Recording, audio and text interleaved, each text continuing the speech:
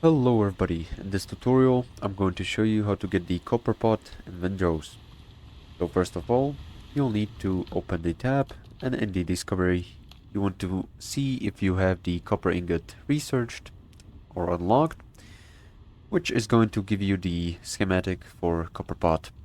If you don't, you'll need to find a copper cave in the coastal jungle biome.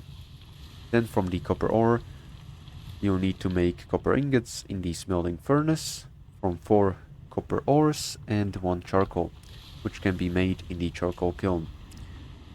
Nextly, to make the copper pot, you'll have to go to the workbench and have 5 copper ingots.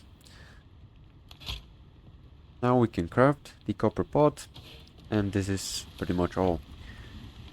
Thank you for watching. Make sure to like and subscribe if you found this helpful, and see you next time.